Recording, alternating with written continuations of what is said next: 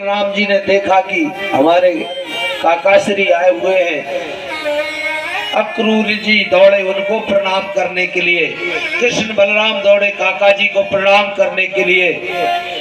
प्रणाम करते हैं तो कृष्ण भगवान उनके हाथ पकड़ लेते हैं, बोले आप हमारे काका हो, हम आपको प्रणाम करेंगे, आप हमको प्रणाम कर रहे हैं। अक्रूर जी कहने लगे कन्हैया यही तो तेरी अदाएं हैं, इन्हीं बातों से तो सारा संसार तुझसे मोहित हो जाता है। शाम को अक्रूर जी को नंद भवन में ले गए। कृष्ण और बलराम नंद भवन में पहुंचे। नंद बाबा ने बड़ा ही स्वागत किया, सत्कार किया। ब्रज के गोप ग्वालों ने देखा कि अरे कोई आया है मथुरा से, तो उनके मन में थोड़ी चिंता बढ़ने लगी, जाने क्या है। रात्रि में नंद बाबा के महल में अक्रूर जी ने भोजन किया। भोजन करने के बाद में जब बैठे तो नंद बाबा कहने लगे कहिए अक्रूर जी किस कारण से आगमन हुआ है। अक्रूर जी कहने लगे महाराज मैं कृष्ण और बलराम को लेने के लिए आया हूं। कृष्ण और बलराम को लेने के लिए आया, ये बात जैसे ही सुनी तो नंद बाबा को तो काटो तो खून नहीं। मैया यशोदा ने जैसे ही सुनी तो मैया यशोदा तो बेहोश हो गई। ये क्या कह रहे हैं?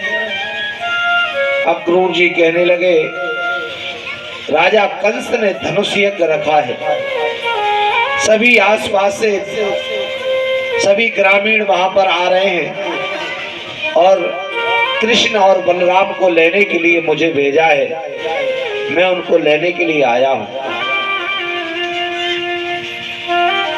नंद बाबा कहने लगे नहीं भैया हम कैसे भेज सकते हैं। तो कृष्ण भगवान हट करने लगे, बलराम और कृष्ण अरे भैया अरे बाबा हमें कभी तो घर से निकलने दिया करो, हम 11 वर्ष के हो गए 12 वर्ष के हो गए, आज तक घर से बाहर नहीं जाने दिया, केवल गायें बछड़े चराने के लिए जाते हैं। अरे कभी तो हमें आज्ञा दो कि हम मथुरा घूम करके आए। मैया यशोदा कहने लगी ना लाला मैं कहीं नहीं जाने दूंगी, आपने सोचा है कि तुम्हारे बिना मैं कैसे रहूंगी, तुम्हारे बिना मैं एक क्षण भी नहीं रह सकती। यदि तुम एक पल के लिए भी मेरी आंखों से दूर हो जाते हो तो मेरा हृदय विदीर्ण हो जाता है, मेरा हृदय विकल हो जाता है। कृष्ण भगवान तो रोने लगे अरे भैया कभी तो जाने दिया करो। तो नंद बाबा ने कहा चलिए कोई बात नहीं है, 2-4 दिन के लिए मथुरा घूम आएंगे। और बोले हम सखाओं के साथ में हम पहले निकल जाएंगे पैदल, कृष्ण बलराम रथ से आ जाएंगे तो हम उनसे पहले वहां पर पहुंच जाएंगे। अक्रूर जी तो उनके प्रेम को देख करके भाव विहल हो गए, क्या करें। रात्रि में विश्राम किया, सो गए अक्रूर जी, लेकिन नंद बाबा और मैया यशोदा को नींद नहीं आई। मैया यशोदा रात के 2 बजे कन्हैया ने जाकर के देखा कि मैया यशोदा क्या कर रही हैं। जाकर के देखा तो बिस्तर पर मैया यशोदा नहीं है। आवाज लगाई मैया आप कहाँ हो। महल में जाकर के देखा तो एक खम्भ से सर लगा करके मैया यशोदा रो रही हैं। मैया यशोदा के आंखों से आंसू झर रहे हैं। कन्हैया गोदी में बैठ गए, मैया क्यों रो रही हो आप, क्या बात है। मैया यशोदा कहने लगी लाला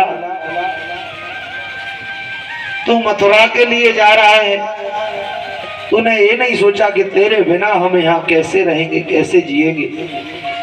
कन्हैया कहने लगे अरे भैया मैं जल्दी आ जाऊंगा, 2-4 दिन के लिए धनुष यज्ञ देखने के लिए जा रहे हैं, वापस आ जाएंगे। मैया यशोदा ने कन्हैया को बार बार अपनी छाती से लगाती है। सुबह 4 बजे तो अक्रूर जी अपने रथ को तैयार करने लगे।